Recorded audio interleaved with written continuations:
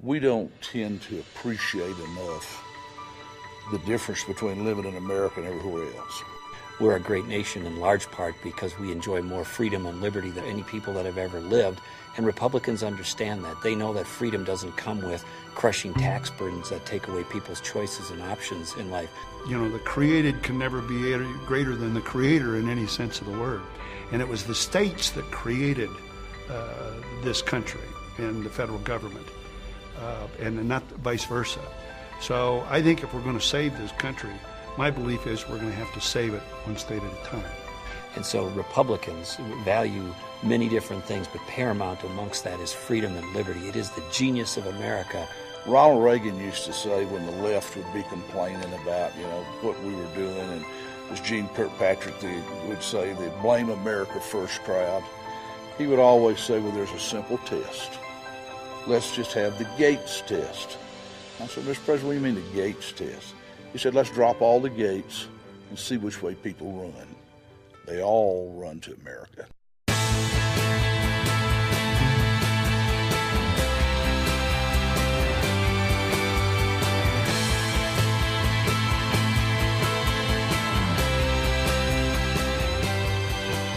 Often we don't appreciate what we got in America. Our republic, first time in the history of mankind, where the individual citizen was lifted above the crown, above the governor, above the mayor. The citizen is boss.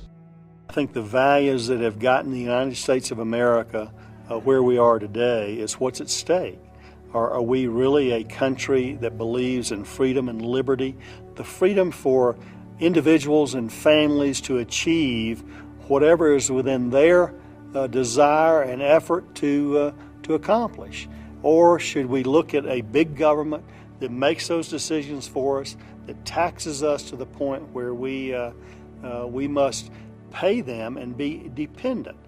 I think Democrats create the kind of programs that make people dependent on government, whereas we try to address the needs of people by helping them gain a level of independence from government. And it's coming at the same issue, but in a very different way.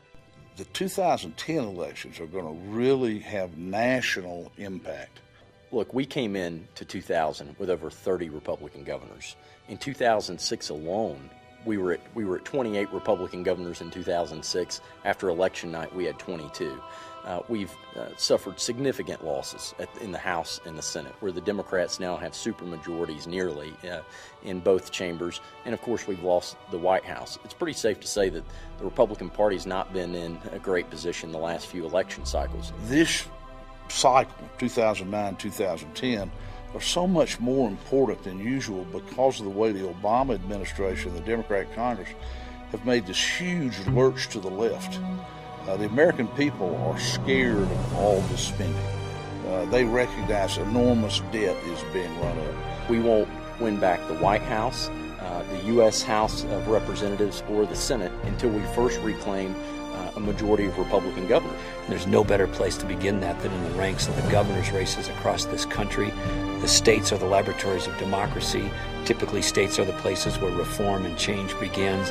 I think you're going to see Republican governors and Republican governor candidates lead the charge.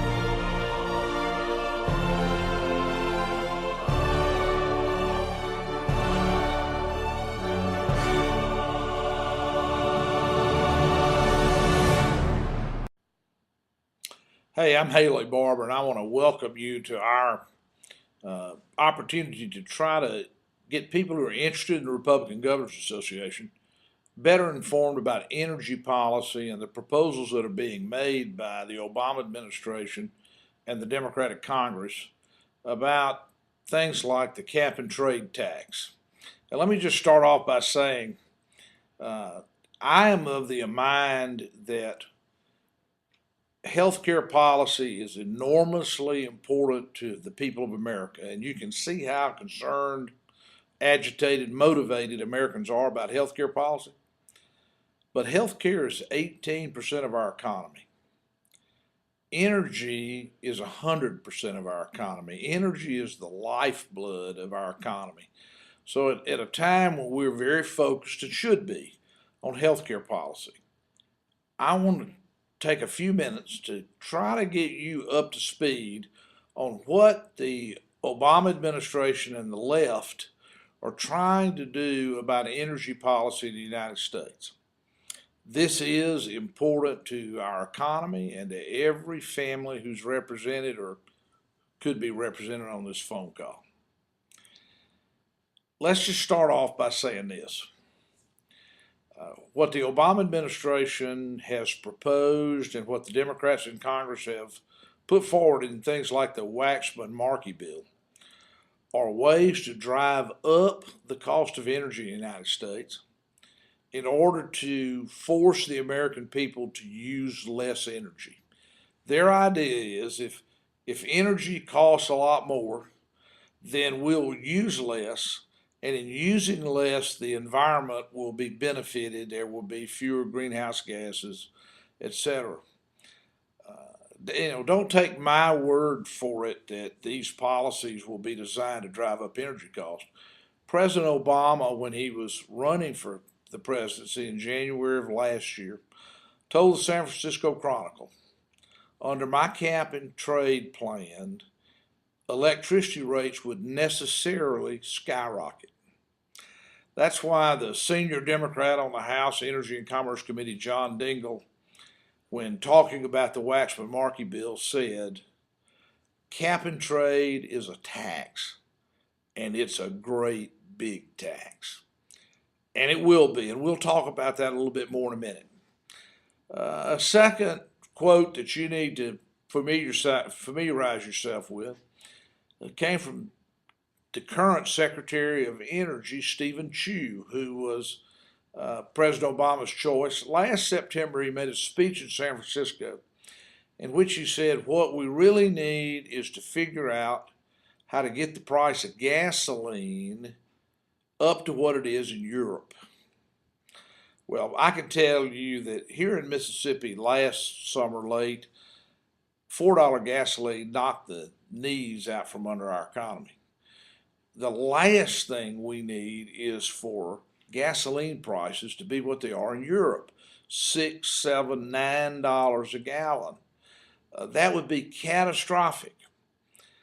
Now, if we look at the work that has been done as we go along in the energy field, the Waxman-Markey bill passed the House a few weeks ago by a vote of 219-212. The Waxman-Markey bill contains both a cap and trade tax and it contains a renewable energy standard. A renewable energy standard is a requirement that in the production of electricity, that a certain percentage be produced by, quote, renewable energy. One of the problems with this is that the goal, supposedly, of the Waxman-Markey bill and the administration is to reduce greenhouse gas emissions. Particularly, the administration is focused on reducing the emissions of carbon dioxide, CO2. Well, if you're trying to reduce CO2, why would the standard be a renewable energy standard? Why would it not be a no carbon energy standard or a low carbon energy standard? And I bring this up because in the Waxman-Markey bill, where there's a renewable energy standard of 17% early on, states, utilities would have to produce 17% of their electricity by, quote, through burning or through a renewable source, wind, solar, perhaps biomass if it can be handled the right way. Yet nuclear which produces no greenhouse gas emissions. When you generate electricity with nuclear power, there are no greenhouse gas emissions. But under the Waxman-Markey bill, existing nuclear power plants would not count toward the renewable energy standard. For a state like mine, this is catastrophic. We produce more than 20% of our energy by nuclear with no greenhouse gas emissions. Yet, this Congress, at least in the Waxman-Markey bill, would punish us and say that that doesn't count, and you have to now produce another 17% of your electricity with a renewable source that Congress wants to favor, that Congress says this is a source that we pick as a winner and therefore you get credit for. This is not the way we ought to go in our country. The government shouldn't be picking winners and losers. If the point is no greenhouse gas emissions, then the sources that don't produce greenhouse gases ought to be given the benefit for the standard, if that's really what we're trying to accomplish. Of course, as you know, everybody listening know, there are a lot of people who call themselves environmentalists and want to reduce greenhouse gas emissions who are against nuclear power. Nuclear power today generates about 20% of the electricity in the United States. In some countries, it's far higher than that. The Japanese and the French have used nuclear energy for much, much higher percentages of their electricity. The Chinese are building 20 or so nuclear power plants every year. If we were serious, and if the real goal is to reduce greenhouse gas emissions, nuclear power is the most proven large-scale way to generate electricity and have no greenhouse gas emissions. I mentioned that nuclear generates about 20% of the electricity in the United States today. Coal generates about half. About half of our electricity is generated by coal, and I will say to you, after Haley Barbour's dead and gone, there's going to be a lot of electricity in the United States generated by coal. We are the Saudi Arabia of coal. We have enormously abundant resources in coal. We also produce about 20% of our electricity with natural gas. Natural gas during the Carter administration was prohibited as a use for boiler fuels and electric generation because natural gas is a very, very important feedstock for the production of a lot of petrochemicals in the United States. And there was, as I say, a time when people said, well, we shouldn't produce any electricity by gas because we need it for other sources. People like Boone Pickens say we need to use natural gas a lot more as a motor fuel. And I think he's got a very good point. Petroleum, whether it's gasoline or diesel fuel, is about 98% of our transportation fuel. If we're going to try to reduce imports of foreign oil, then one way to do it is to have more of our vehicles run on natural gas. Natural gas is primarily produced in the United States, and we're learning new ways of producing gas. About half the gas in the United States is produced by what we call unconventional methods, methods that didn't exist just a few years ago. So we're really expanding natural gas as a resource. We have to keep in mind that it is an industrial fuel stock. We have to be careful about how much we use it for generating electricity. About 20% of our electricity today, as I said, is already done with gas. And what is its potential as a motor fuel? When you take those three electricity sources, coal, nuclear, and gas, you see that only about 10% of electricity is produced in other ways, and about 7% of that is hydroelectric. Hydroelectric, like nuclear, has no greenhouse gas emissions. It's a renewable, but as you may know as you listen, that a lot of environmentalists are against hydro because they say the dams are bad for fish. They're bad for the salmon run. They're bad for fish, particularly out in the west where there is a lot of hydro. Finally, maybe 3% of our electricity is generated by solar, wind, biomass, and that's going to increase, and it should increase. But everybody needs to understand, if we're going to say that a state or a utility has to generate 17% of its electricity through a renewable source, and we exclude nuclear, that means that in Mississippi, we would have to generate a lot of electricity with solar and wind. However, we can't generate it. You can look at maps of the United States that have been prepared for this purpose. Most of the South doesn't have enough intensity of solar or consistent enough winds to generate baseload power by either wind or solar. Baseload means that the electricity that is generated by a utility to cover their everyday needs.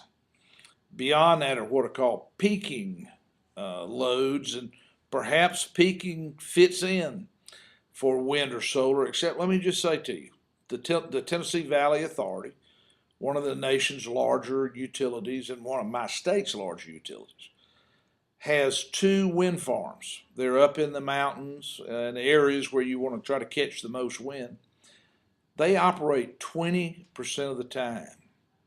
Now, don't get me wrong, that doesn't mean they produce 20% of TVA's electricity. It means they operate 20% of the time, which means they're turned off 80% of the time. And this is typically the way it is with wind. Wind is not consistent, and we have to generate our baseload electricity at the time it's being used. Remember, today we haven't been able to make a lot of progress in storing electricity. We're all familiar with little batteries that we use for different things.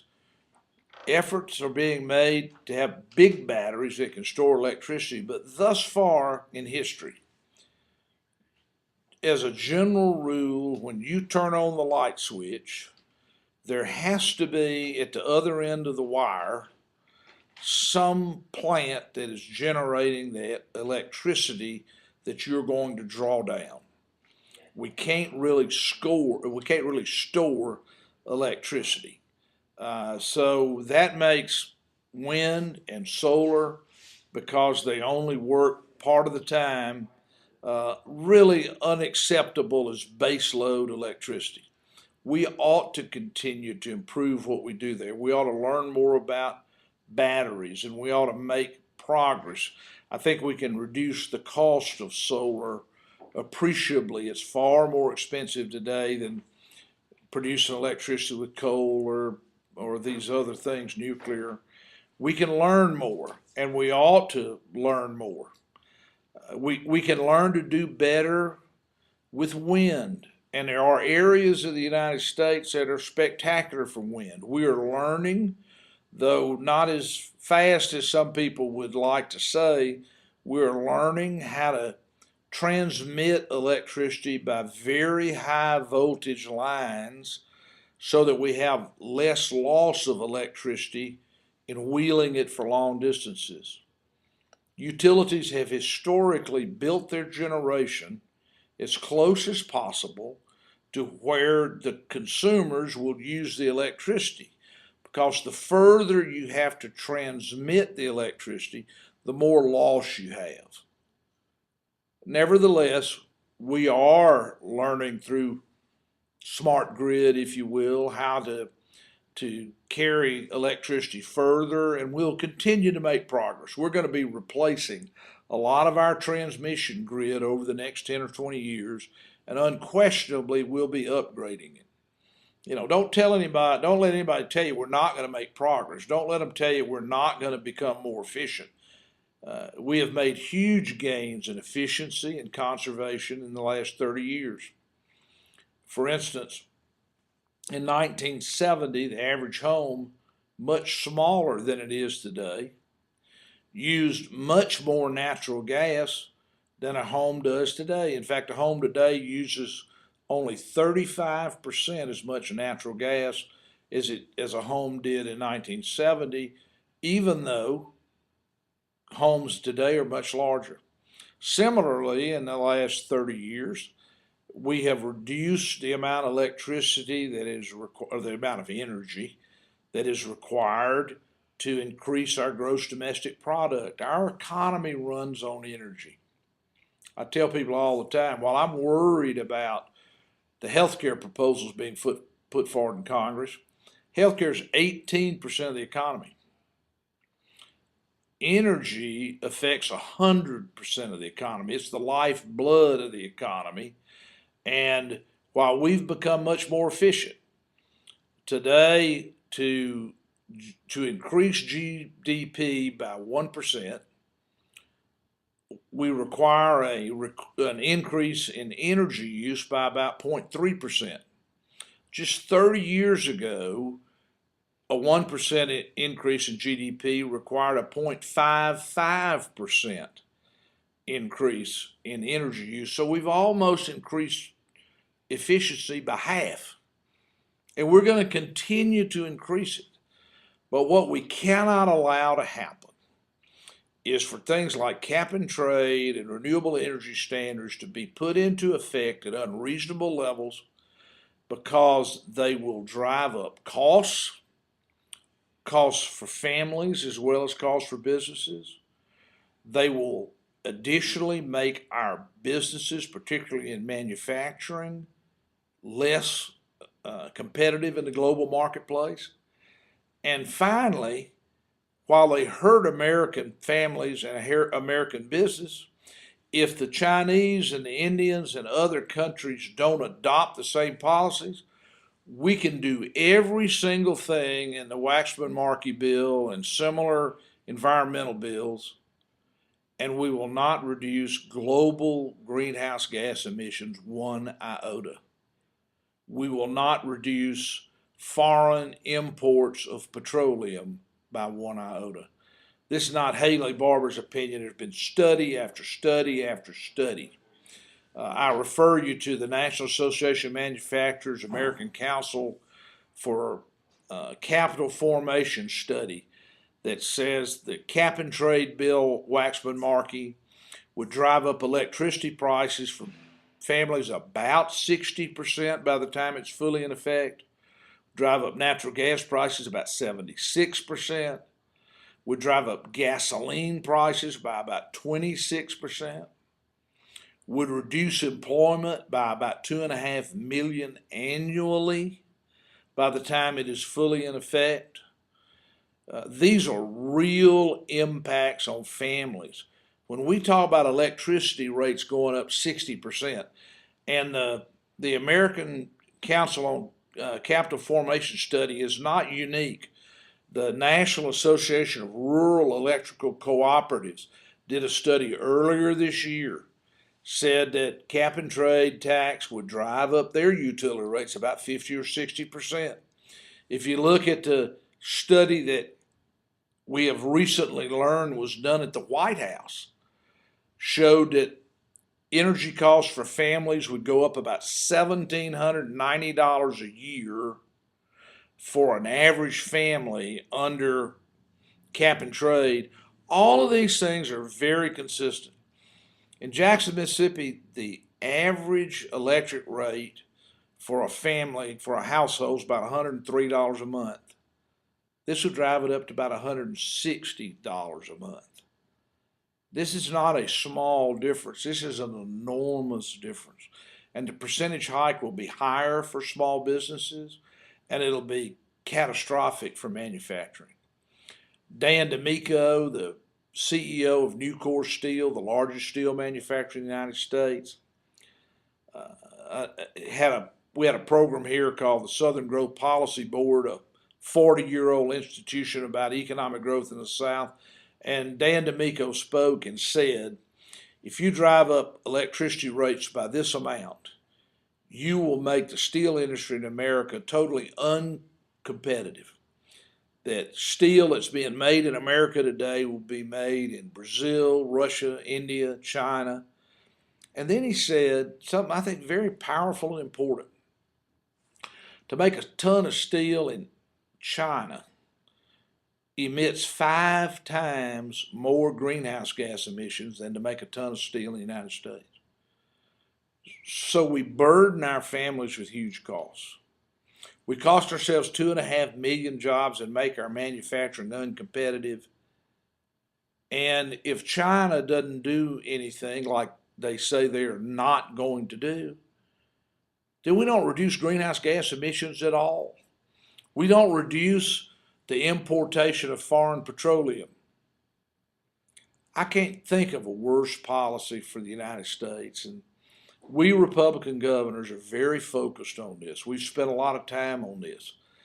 Not just governors like me, who is the governor of a energy producing state where we produce oil, gas, we produce coal. We are an energy state. But the same is true of a state like Georgia, which is an energy consuming state. They know how bad this will hurt them. And I would say to all of you who are listening, many Democrat governors share our concerns.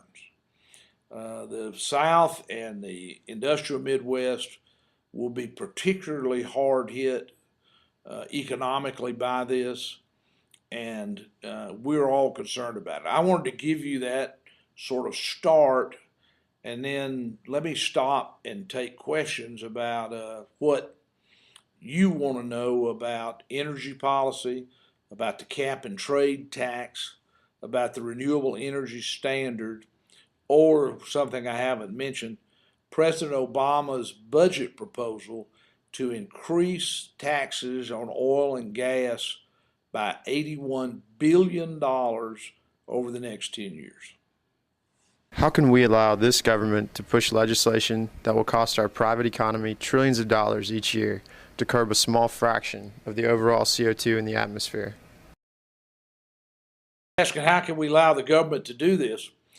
Well, it's a very important thing. The proponents of the cap and trade tax and all of this are telling the American people, A, this will create green jobs.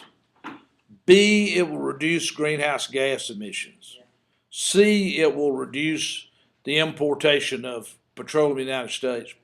Let me just say to you, first of all, the administration's own agencies like EPA and the Energy the Energy Information Administration, part of the Department of Energy, say it is not right that it will reduce petroleum imports. It will not produce petroleum imports. In fact, there's a new study out from the American Petroleum Institute that says not only will petroleum imports go up, we will also see a much higher percentage of those imports be refined product as opposed to crude oil, which means that the foreigners will get to make even bigger profits by the value added of refining the product. Secondly, I happened to testify before the Senate Environment Committee a few weeks ago when Lisa Jackson, the head of the Environmental Protection Agency for this administration, when asked by Senator Inhofe if America does everything in the Waxman-Markey bill and it all works, how much will that decrease greenhouse gas in the atmosphere, particularly carbon dioxide, if China and India don't do anything? The Obama EPA administrator said none. It would not reduce greenhouse gas emissions at all unless the Indians and the Chinese join us. As you may have seen on TV, the foreign minister of India told Secretary of State Clinton a few weeks ago that India has no intention of joining us in this kind of deal. And China is building 50 coal-fired power plants a year in their country. Finally, there is no body who takes issue with the fact that the cap and trade plan will cost jobs. Very interestingly, the Congressional Budget Office did a study of the economic effects of Waxman-Markey, the cap and trade tax bill.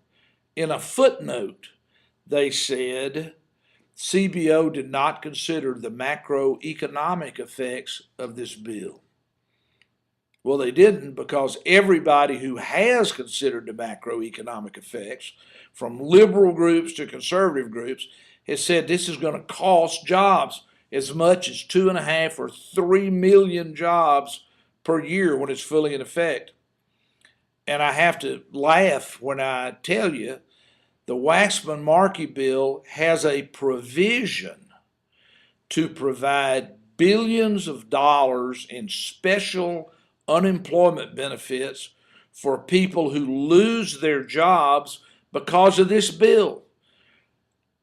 The proponents go out and say, we're going to produce all these green jobs, yet in their own bill, they provide billions of dollars to pay unemployment benefits for the people in the energy industries and the energy intensive industries who are going to lose their jobs because of this bill.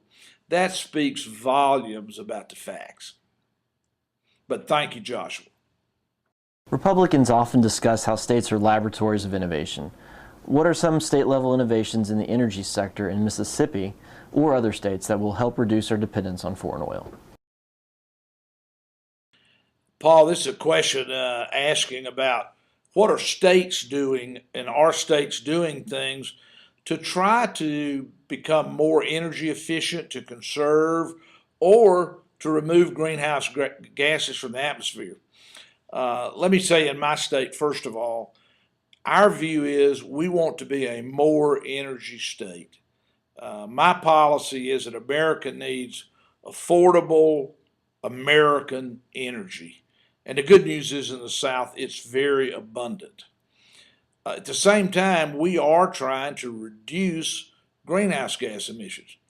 In Mississippi, Mississippi Power Company, a subsidiary of Southern Company, is building the first, has under permitting, the first commercial scale carbon capture and sequestration project in the United States, a IGCC, an integrated gasification combined cycle electric power plant fueled by coal, lignite, Mississippi coal that's common in many of the Deep South states. And we will generate electricity from that coal.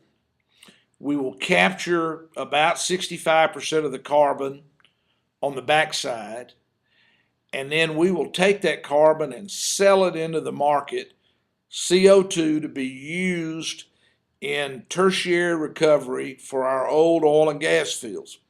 Today in Mississippi, Denbury Resources, a Texas company, has 3 very large projects where they've built $200 million of pipelines. They mine CO2, which exists near Jackson, Mississippi, in a natural pocket. They take the CO2 by pipeline to old oil fields in southwest, southeast, and northwest Mississippi, and they pump the CO2 down into the old wells, and it results in an enormous tertiary, third time, recovery of oil. The energy minister from the United Kingdom, from Great Britain, came to visit me 2 years ago to talk about the UK's interest in doing something similar, where they will take off CO2 from their coal-fired power plants in England, pump it down into the old North Sea wells to have new production. So we are already using CO2 for that purpose. This Mississippi Power Project will demonstrate that you can capture it from a coal-fired power plant and put it down into the ground for that purpose. And so you produce more oil, more energy for America, and at the same time you capture and sequester store the CO2 down in the ground in these old oil and gas formations. We also are a leader we have a $1 billion liquefied natural gas terminal is being built on the Mississippi Gulf Coast. Many states have not been willing to allow that to happen, but we can bring in, when we have shortages of natural gas, we can bring in gas for that purpose. We're doing research in biomass. We are a state that has a tremendous amount of timber, and there is a lot of opportunity to take that timber, convert it into biomass that can be used for generating electricity. So we're not just a state that is for more energy. We're also a state that is working in a hard, serious way on how we can reduce greenhouse gas emissions and other kinds of emissions. I want to understand cap and trade and how it will affect my everyday finances. I tell you, Kathy, it will make your energy cost more. And that's the purpose of it. As I said, President Obama last January, before he was president, told the San Francisco Chronicle, quite honestly, under my cap and trade plan, electricity rates will necessarily skyrocket. And they will. Here are a couple of the real problems with this proposal. Some of you may know that back in the first Bush administration, America created the first cap and trade system to try to reduce NOx and SOx, sulfur dioxide and nitrous oxide emissions from power plants, because we thought they caused acid rain that did damage to our forests. One of the very important things about that cap and trade system, which has worked very well, is that the only people who can participate are people who generate NOx and SOx, who generate sulfur dioxide, nitrous oxide, and that is almost exclusively the electric utility business. So there is a cap on how much NOx and SOx can be generated in the United States. But if your plant exceeds its cap, or you're afraid it will exceed its cap, you can go to a competitor, another plant, or you can move from one of your own plants and trade against the cap.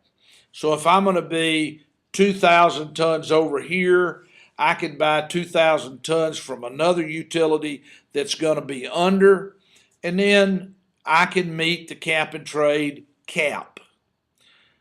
The problem with what they want to do in the Waxman-Markey deal is that anybody can participate in the cap and trade system.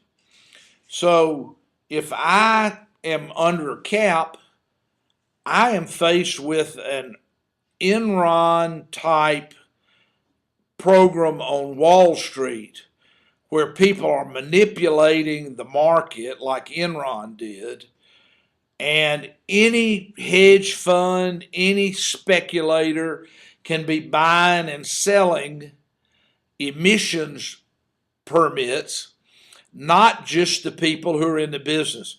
You can see how this creates an enormous crapshoot. Think about this. Not only do you have all this speculation on Wall Street, suppose for the sake of argument, the Chinese, who want to take away our steel manufacturing market, even though manufacturing steel in China generates about 5 times more greenhouse gas emissions. Suppose the Chinese say, well, look, rather than buying U.S. Treasury bills and taking U.S. debt, why don't we get right in there and buy up the permits under the cap and trade program, and we will drive the price of the permits so high that American companies can't participate.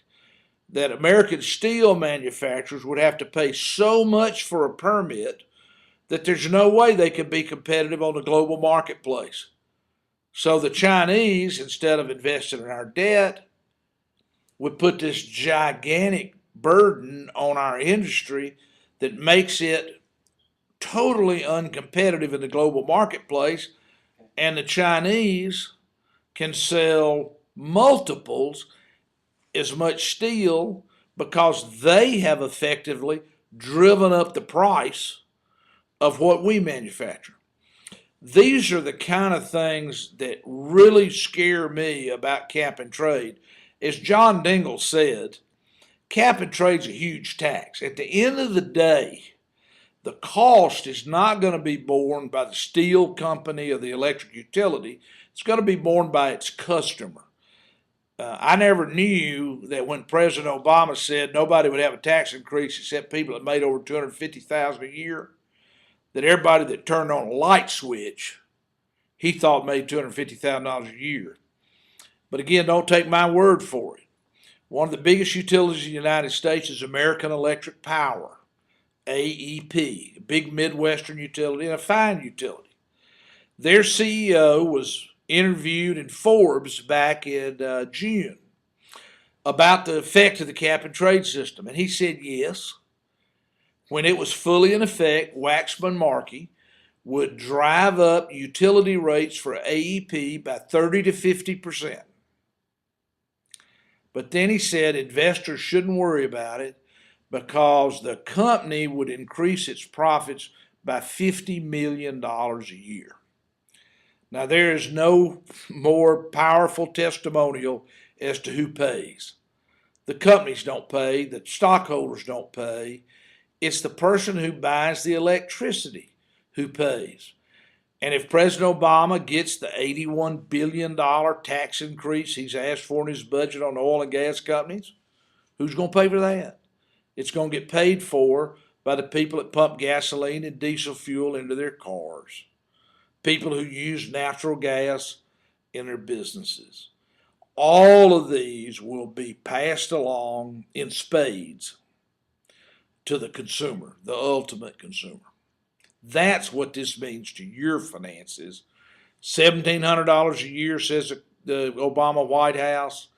$3,100 a year by one study, $1,800 a year. But the average family will pay about $1,800 a year.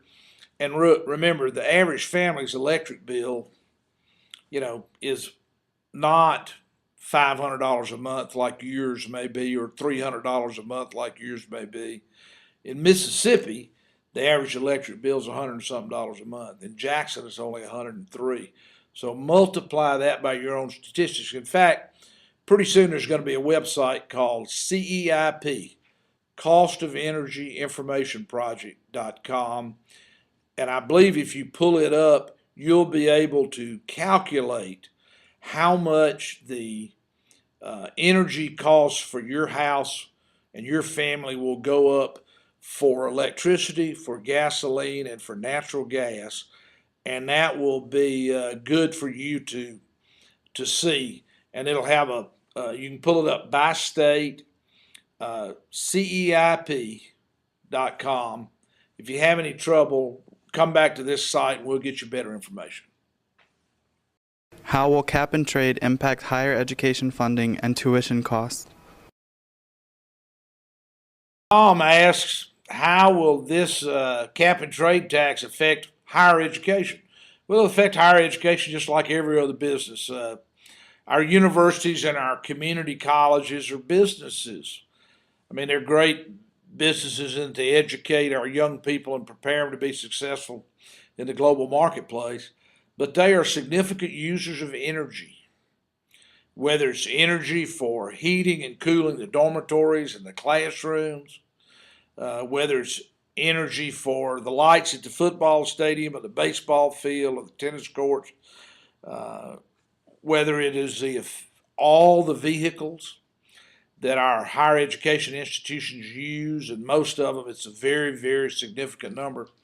It's just going to drive all those costs up. It's going to drive all those costs up just like it drives up the cost for a small business, for a mom and pop operation whose electric bill may go up 75%, natural gas bill go up 75%, motor fuels, the colleges and universities are huge amounts of transportation to bring in food for the cafeterias, to bring in supplies and everything else. Like every business is going to see its costs go way up, and that cost is going to have to be recaptured. It's not going to, there's not going to be some fairy godmother that's going to sprinkle pixie dust and make this go away. It's going to show up in either the appropriations or in the tuition that our schools charge. But it will be very hard in this day and age, and this is probably the best closing thought that we can have today. At a time when job creation and economic growth ought to be the number one priority of America, of the United States government, of every state, and I think almost every state I know it is their priority, we're sitting here with the government proposing in energy policies, policies that will make it very much harder to create jobs. Almost universally, experts say that the cap and trade bill would cost 2 or 3 million jobs a year. Why would we want to do that when we're sitting here in a deep recession? Now, I will say in fairness to the proponents, they want to delay the worst effects. But we shouldn't be delaying the worst effects. We should be getting rid of the worst effects. That's what we need to be doing, and focusing on jobs, economic growth, and prosperity for Americans rather than intentionally driving up costs of energy, which is the lifeblood of the American economy, and not only hurting families, but small businesses and manufacturing. You take all this together, and it makes you wonder, if you were trying to come up with a plan to deindustrialize America, could you think of a better plan than what the Obama administration has proposed? If we were trying to put the heaviest burden possible on manufacturing and the general economy, isn't cap and trade, renewable energy standard, and the $81 billion tax on the oil and gas industry, isn't that combination about the most powerful way to hurt our economy? Well, I think it is. I hope today has been useful to you. Keep sending in questions and we'll keep trying to answer them. But know that Republican governors, by and large, realize that we need to have abundant, affordable American energy. And we are in tune with Republicans in the House and Senate who want to have a all sources of energy policy, that we use all forms of American energy to help America's economy. I hope you agree with that. I think it's the right policy for the country, and thanks for giving me a chance to visit with you about it.